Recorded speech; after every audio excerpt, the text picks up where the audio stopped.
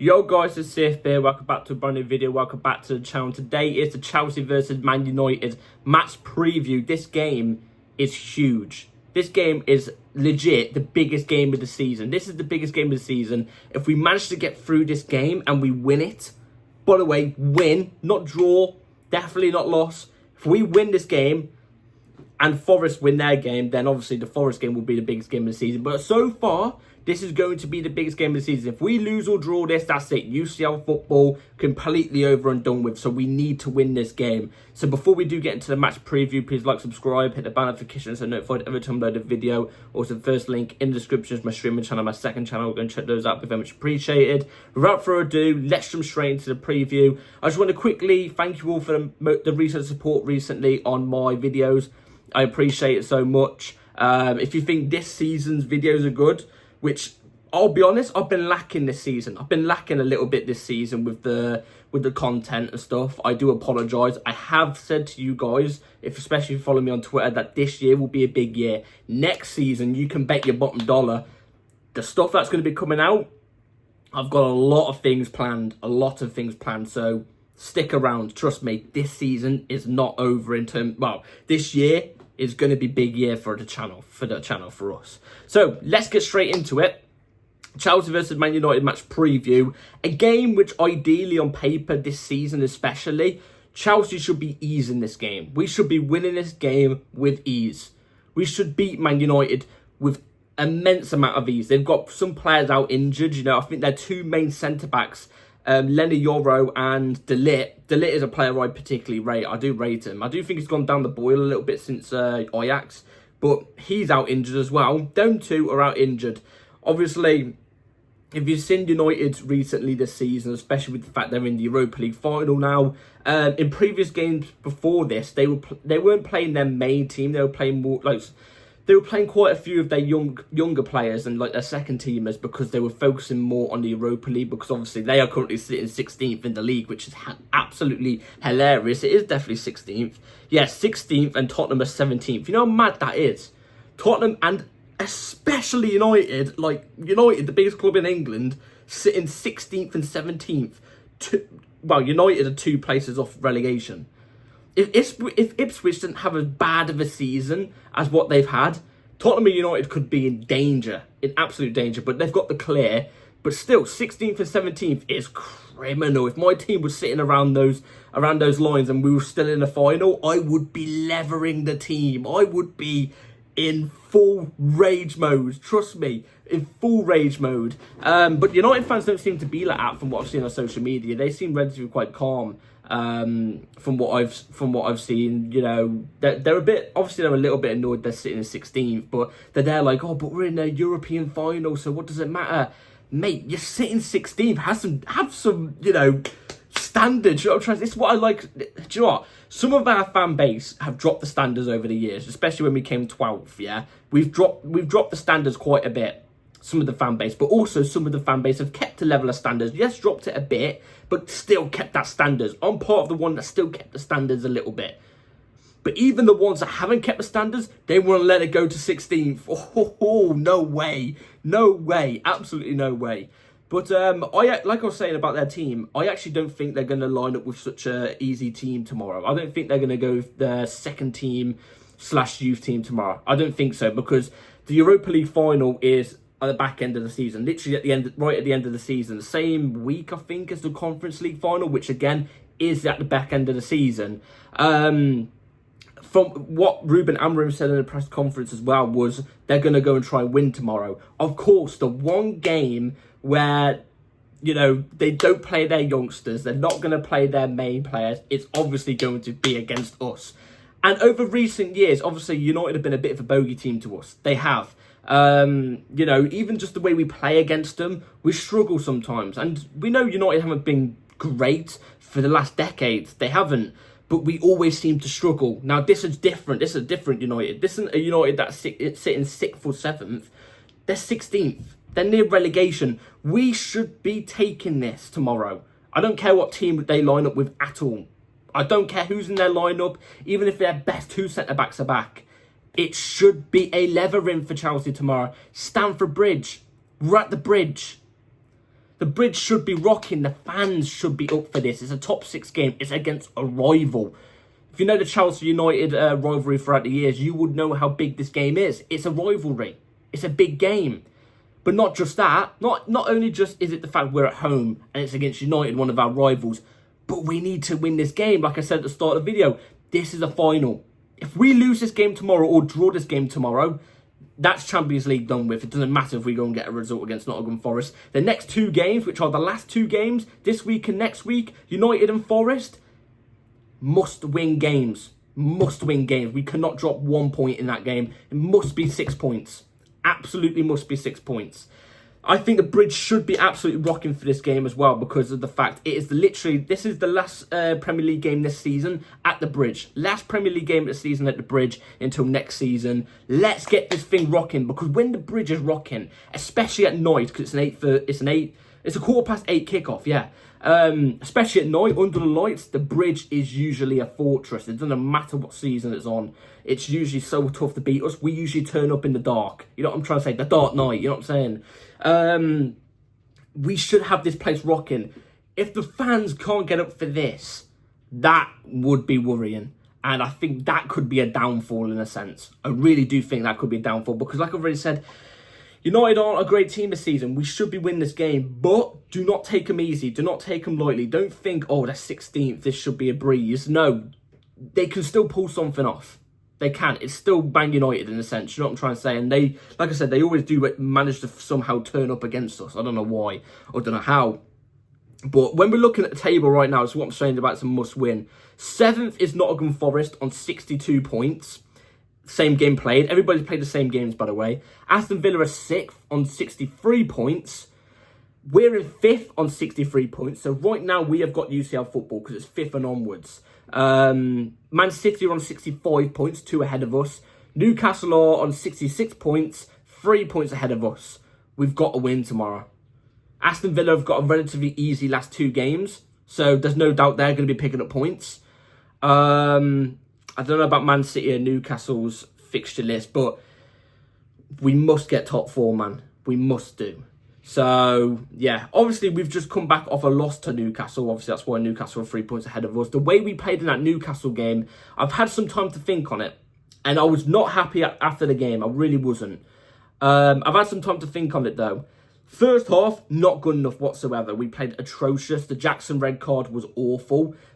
Second half, though, with 10 men, I thought we were the better team. I thought in the second half, Maresca tactically changed it up really, really well. He did. And we played better in that second half than we did the first half. And we also played better than Newcastle in that second half. But the thing is, when you're 1-0 down around the 80th odd minute with 10 men and you're taking risks, which I don't blame us for, and you do concede a goal, I'm not really going to blame us on that behalf because you're trying to take a risk. You're trying to go for it. You know what I mean? So I'm not going to blame us on that. Obviously, I still blame Jackson for the red card because I truly do think in that second half, Maresca would have changed it with Jackson in the team. So, look, we're coming off a loss to Newcastle, but I think the players should hold their heads up. I don't think the players should panic. I think that first half, there was a lot of panic with the fact we're going into the game with some big weights on our shoulders in a sense because it was a must-win game against a big team like Newcastle going to their ground. I think there was a lot of weight on our shoulders and our players. Ideally, in the first half, let's be real, they bottled it. They did. They bottled in that first half. But the second half, I want to see that performance replicated tomorrow because even in that performance, in that second half against Newcastle, if that's replicated tomorrow, we're beating United. We are. We're doing it. We are. How I would like us to play is how we played against Liverpool. I know they're 2 different teams, United and Liverpool. One's more attacking, more space in behind when you do manage to break them and stuff like that, high line, you know what I'm saying? And the other isn't as much. And obviously United is that team that's not as much. But still, I would want us to play the exact same way we did against Liverpool because the way we played against Liverpool was one of the most positive performances I've seen this season. And it also has to do with the quality of the opponent. But I like that type of football, you know what I'm saying? And I think that type of football, we can go to any team and put in a good performance. And a good, hopefully a good result as well. So, yeah. Anyway, so the lineup we're going to go... Well, not lineup, sorry. The injury news. There's no injury newses. Obviously, Jackson is not injured, sorry. He has a suspension from a straight red for this game and the next game. So he's out until the end of the season and also the first game of next season. He will be available for the Conference League final, though. Apart from that, everybody else is fit and available. Obviously, Wesley Fofana is also out injured. That's one that we all know. So apart from that, let's get into the lineup I'm going to go for tomorrow. So the 11 I'm going to go with for tomorrow is going to be right here on the screen. Robert Sanchez, we know, is going to be in goal, so I'm going to put him in. I've gone with Reece James at left back. Now, hear me out. I want to try Reece James at left back tomorrow. Nothing on Cucurella. I think Cucurella's been brilliant. If he's in there tomorrow, I don't really mind at all. But I want to try this. Reece James at left back, inverting as a left centre back. Caicedo at right back, inverting into midfield. And why do I say that? It's because when Cucurella's inverting, he's playing as a natural fullback. He's playing as a natural fullback, but more attacking, in a sense. Caicedo inverting into midfield means we only had 2 available centre-backs. That's why we get caught out so much. That's why Newcastle found so much space in that game. So we need somebody to tuck in as another centre-back to form a 3, like we did at the start of the season with Caicedo inverting into midfield. I think that is how there's not as much space to exploit when teams are on the attack. So I want to try Reece James at left back tomorrow, inverting as a left centre back. He can do it. We've seen him play at left back before, not left centre back, but I still believe he can do it. I think he has the capability to do it. So obviously Reece James left back, inverting into midfield. Caicedo right back, inverting into midfield. Reece James inverting as into left centre back. Sorry, Caicedo into midfield. Obviously, he has to be in some way somehow. I want to see those 3 midfielders play. They've had a whole week rest, so they should be fine. Colwill, Chalobah, 2 centre-backs again. I don't think they were at fault really that much in the Newcastle game. I think Chalobah was kind of caught out a little bit in the first goal for Newcastle. Apart from that, they were relatively quite solid. Both of them were. So Lavia, Enzo midfield. It has to be those 2 in the midfield. Look, if we're going to start playing this even next season, where Caicedo is inverting as a right back into midfield and Lavia, Enzo playing, we need midfield depth. We need midfield depth urgently. But Enzo and Lavia have to be in. I'm not even going to go into in-depth detail about that. I wouldn't mind if Reece James is at right back and Cucurella left back with Caicedo instead of Enzo. But I don't think there's any way you can get Caicedo and Lavia out of the team. So you've got to fit him in somehow. So I'm going to go with those 3, technically in the midfield. Pedro Neto off the left. Why I've gone with Pedro Neto off the left, George as the ST, Madueke as the right, on the right, and Palmer as the 10. With that front 3, 4, whatever it is, interchange them. One plays as a wide player, one goes as the ST, then switch it. Keep switching it. Keep keep the United defence guessing, wondering, oh, who do I have to mark now? When he drifts up to midfield and the other one comes in, they're getting confused. Do that tomorrow. It's the only thing we can do tomorrow, really, isn't it? It's literally the only thing we can do. It's not like I want to do this. If I could play Jackson as the striker, I would. Despite his form and his antics, I would. But it's the only thing we could do tomorrow is play those 4 and interchange them. Because, you know, if we had George as the striker the whole game, I think that wouldn't be that great for George. Because, I mean, he's so inexperienced. He is, and he's not a natural striker, is he? So it's only fair if we interchange them all. I think that's our downfall tomorrow, is the fact I know Jackson's not been on form. He's not a box dominant striker, but at least there's a vocal point there a little bit. Do you know what I mean? Those runs in behind, so he knows how to time those runs. You know what I mean? At least there's that element to his game. These lot don't know how to play striker. They're not strikers. They're not. But it's the best we could possibly go for. Obviously, Sancho can't play tomorrow because obviously he's on loan from United to us. So he can't play tomorrow. That is the best possible front line I can absolutely think of. So that's the 11 I'm going to go for tomorrow. Let me in the comments down below what you would go with. So, score predictions tomorrow. Premier League game week 37 at Stamford Bridge. Last game at the Bridge of the season until next season.